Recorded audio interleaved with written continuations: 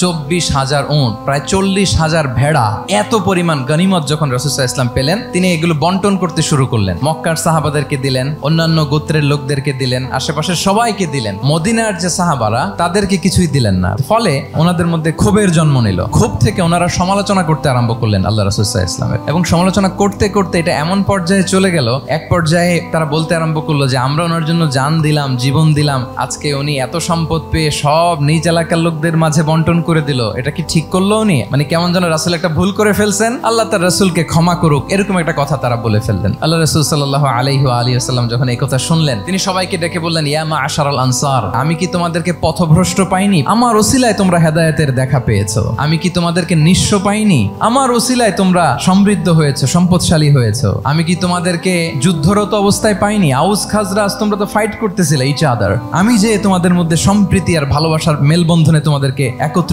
করে দিলাম। আর দুনিয়ার সামান্য কিছু জিনিসের কারণে তোমরা মনে কষ্ট পাচ্ছ, যেটা দিয়ে আমি কিছু মুসলিমদের হৃদয়কে আকৃষ্ট করছিলাম, আর তোমাদেরকে তোমাদের ইসলামের উপরই আমি ছেড়ে দিয়েছি। আমি জানি আমার আনসাররা তাদের হৃদয়ে যে ইসলাম আছে এটাই তাদের জন্য যথেষ্ট। তোমরা কি এতে খুশি হবে না? মানুষ উট আর ভেড়া নিয়ে তাদের এলাকায় ফিরবে, আর তোমরা আল্লাহর রাসূলকে নিয়ে তোমাদের এলাকায় ফিরবে। আল্লাহু আকবার।